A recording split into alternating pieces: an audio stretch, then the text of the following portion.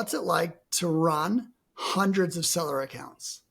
Like hundreds. I've talked to a lot of agencies that do 40, 50, even 100, but 400 plus, probably there's always one in crisis. Yeah. And so it's this really, I think, funny thing, right? When you're the size that you are of my Amazon guy, right? We touch over 1,000 brands per year, whether it's us full managing it or doing just a one-off web order type of thing for them, an a la carte A+ content, right? So we're constantly working with like 1,000 plus brands per year. And it's always this kind of interesting thing of, you're right, there's always one that's like, quote unquote, in crisis. And usually for like smaller agencies, and having like also ran my own kind of small agency at one point in time, I had 22 clients at like my peak, right? And yeah, when you have like one in crisis, that one becomes like your top priority that you are like all hands on deck for, trying to like do everything you can to keep them around.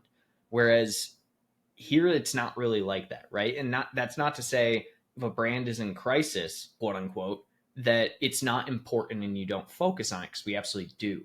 But the differentiator is that there's so many minds that we can tap on in each kind of capacity, and it gives us so much flexibility. We have an entire team internally who, like, that's their entire job, is literally just like, hey, this brand is having trouble right now. Let's get on a call. Let's talk through. Let's look at some data and figure out what is the issue here, right? And how can we continuously grow this client? The age old saying of basically ask the client what they want, give it to them, and then ask the client again, did you get what you want, right? That is like the simplest way to keep clients happy. And it's what we kind of have as an internal motto, right? And, at the end of the day, there's no real major differentiator, in my opinion, from like, an agency that is 40 versus 400. I mean, I've coached CEOs and founders of like small agencies at this point, like tons and dozens of them. And the biggest thing I tend to see with people who like have a hard time scaling their agency is that they are too afraid to be flexible with process, which is something that I think we are really good at doing. We're very good at like pivoting when we need to pivot, but we're very rigid only in the sense that we want people to follow processes, SOPs, and checklists. So we essentially are like, okay, we want to do this new thing now. Cool. This year we decided to launch direct to consumer, Shopify, Google Ads, Meta Ads, things like that.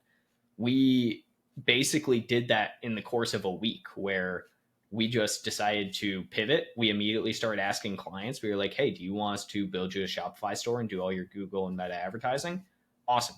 Hired the people for it and immediately put the processes and SOPs in place to start doing it. And I think that's one of those things that, like, speed in general is always my favorite motto and everything. I'm sure, again, with the whole Stephen wanting me to be CEO, I think that's part of it is, there's nothing better than speed, in my opinion, because essentially for somebody who wants to be a perfectionist, by the time that a perfectionist launches one solution to something that they're pretty confident in, but not 100%, somebody who focuses on speed to execution can launch 10 different variations and fail at 9 of them, but find the perfect one the 10th time, right? Yeah. And I'd much rather have all those learning experiences failing at things to have that, to know how we can move forward. And that's, a big part of it. Heard the phrase yesterday, listened to the guy that wrote this book. I think it's called Unreasonable Hospitality. And he didn't do a great job of explaining it in a B2B context. And I'm like, how can we show unreasonable hospitality? You mean like you go above and beyond to make people like remember something real? Like, how do you go beyond something like that? Do you think there's anything that you guys do that it like, catch people a little bit different? You're like, oh, like that was real. I don't know if I would necessarily call it different, right? Because I think it's something that like anybody could do. It's just, I think it's things that places don't do, right? Okay. So things like how fast we onboard people, right? I've talked to other agencies and they're like, yeah, our typical onboarding process is about 30 days long. And that's insanity to me.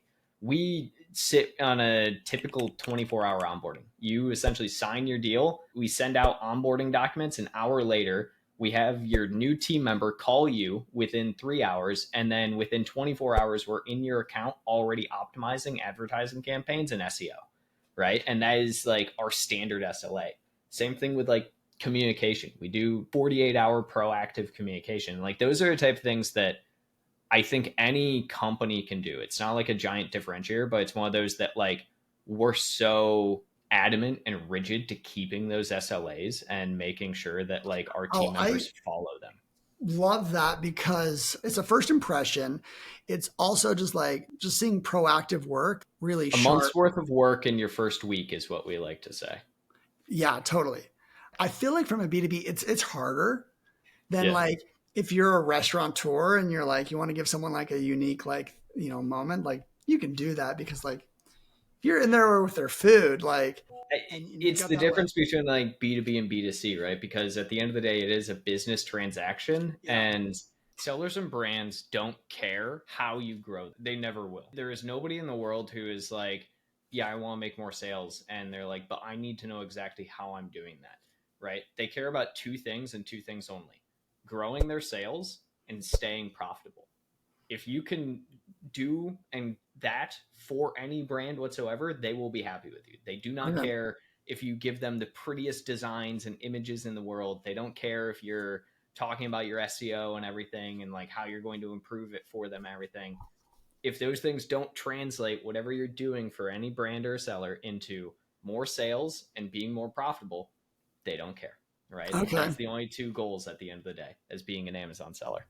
And that just kind of leads to the question of like, well, what grows those two things? It's a variety, right? I mean, it's SEO, it is the design, it is the advertising, it is specific strategies and actions you take on the account, doing dynamic pricing, changing your pricing. There's so many levers I think in this day and age on Amazon to pull. I mean, I think back again like 10 years ago, you could snap a photo on your phone with of just a product on your desk or something like that, throw it up with a 20-30 character title, and just instantly get organic sales. Like you can't do that in this day and age, right? Yeah. So, but there's also just so many levers to pull nowadays. I mean, it still I think comes down to like four key elements, so to speak, and that's your SEO, your design, your advertising, and your merchandising.